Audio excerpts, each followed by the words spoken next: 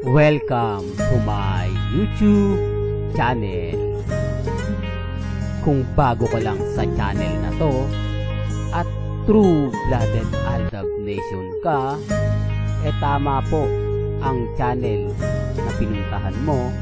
Kaya considering na po kitang bagong subscriber.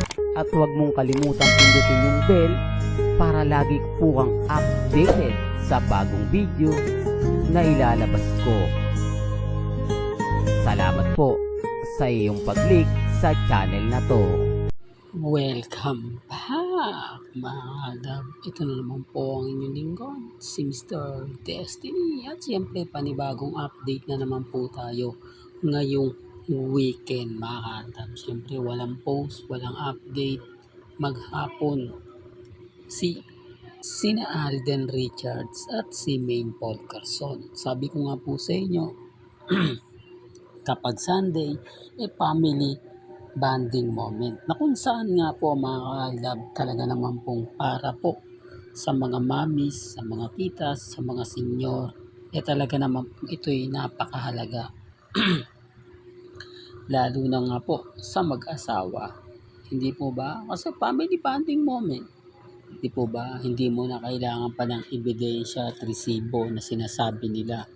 Dahil tinutulungan naman po talaga tayo mismo nila Mengay at ni Alden Richards. Taliwas po sa mga sinasabi ng iba. Huwag po kayong basta-basta maniniwala kasi wala naman po silang pruweba. Kung mapapansin nyo naman po yung mga post at mga update nila Mengay, di po ba pumapabor sa atin? Talagang umaayon sa atin. Tignan nyo po mga Aldab, sample pa lang po sa bench Di po ba?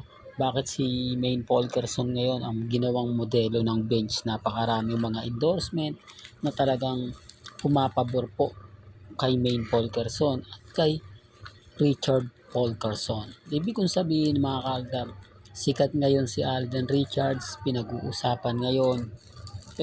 Sumasabay si Mengay, di po ba? Sample lang po mga Aldab, hindi po ba? Pero alam nyo, tadhana na nga rin po talaga yung gumagawa. Hindi nila po pwedeng sabihin na gawa-gawa lang natin kasi nakikita naman po Ito yung gusto ko pong ihayag at isabihin na kapag may mga post o update po na umaayon po sa atin, hindi po natin to ginagawa, ine-edit, kusang dumarating to at kusang pinag-uusapan. Hindi po katulad ng iba na kailangan po nila mag-edit, gumawa ng istorya para lang sabihin na magkasama nga po sina Alden at si Catherine. Magkaroon ng issue kay Nadine Lustre, kay Alden Richards, kay Bea Binene, di po ba? Ganyan po sila, marami po silang kumbaga nagagawan. Yung tipong kailangan ito yung paputukin natin, gawin nating bomba. Para pag nag-trending, abay tayong unang makakakuha ng atensyon. Ganun po yun mga ka-Aldab. Kaya nga sabi ko sa inyo, kung titignan at susuriin, tama naman po yung mga komento na pumapabor sa akin. Kaya lang syempre kapag ganun po yung senaryo, ang sasabihin po nila, nako dami account lang yan ni Mr. Destiny. Nako binayaran lang yan ni Mr. Destiny. Nako kamag-anak lang yan ni Mr. Destiny. Hindi po ba? Ganun po sila. Kasi sabi ko nga po sa inyo mga Aldab, hindi nila tanggap yung mga pinapaliwanag ko't sinasabi. Hindi po ba? Tapos ngayon ito real talk to sinasabi po nila, laos na raw si Mengay. Wala na raw pong karisma. Hindi na nga po daw mabenta sa tao. Hindi na nga daw po napapansin sa Itbulaga. Alam nyo kung totoo yung mga sinasabi ninyo, bakit si Mengay ang kukunin ngayong model ng bench? The real talk mga Aldab. Kung laos na, kung tama po yung mga sinasabi niya, sinasabi po nila, hindi ibig sabihin malakas pa rin po kasi nakaraang taon hindi naman po si Mengay ang naging paborito ni Benny Cheng baka sabihin nyo si Mengay, yan ang pagkakaiba kung nakapokus ka lang po talaga kila Mengay at kay Alden.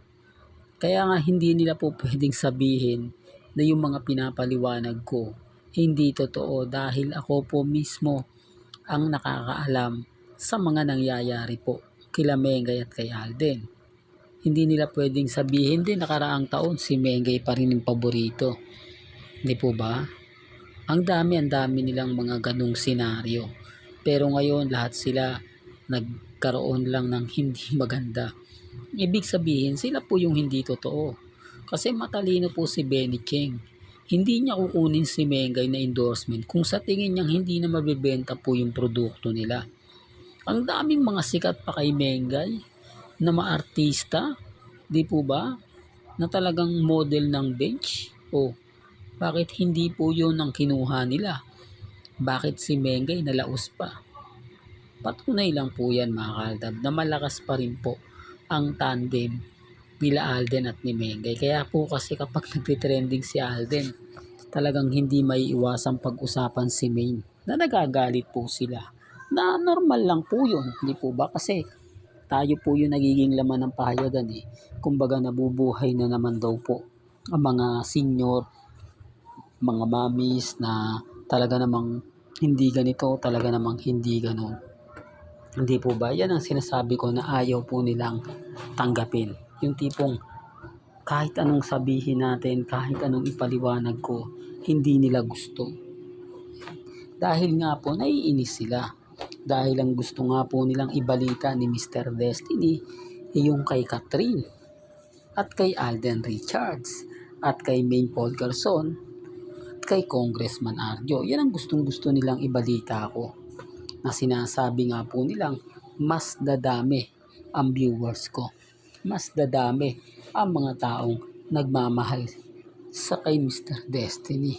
Di po ba? The real talk na mga kaaldab. Kaya sabi ko nga po sa inyo, hindi ako namimigit. Basta kung ano lang po yung paniniwala po ninyo, nire-respeto ko po yan at ginagalang. May kanya-kanya tayong pananaw, opinion, pabor man sa akin o hindi yung komento, hindi po natin dinidelete yan. Kasi alam po natin mga kaaldab, na sa bandang huli ay magagamit natin yan. Magagamit natin yan para patunayan po na sila yung mali at tayo yung tama. Darating din po yung punto mga kaaldab na tayo yung wagi, tayo yung panalo sa labanang ito. Kaya maging matatag lang po kayo at maging kampante sa mga mamis dyan, sa mga titas, sa mga senyor. Hanggat nandito po si Mr. Destiny, patuloy po tayong magbibigay ng mga update.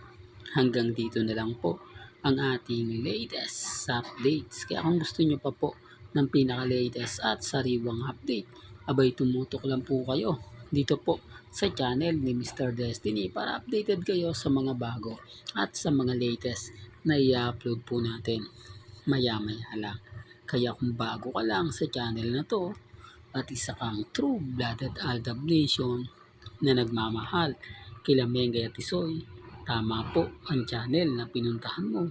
Kaya consider na po kita ang bagong subscriber. At huwag mong kalimutang i-share ang mga video po natin sa mga mami, sa mga titas, at sa mga senyor. Hanggang sa muli, salamat po sa panonood at pakikinig.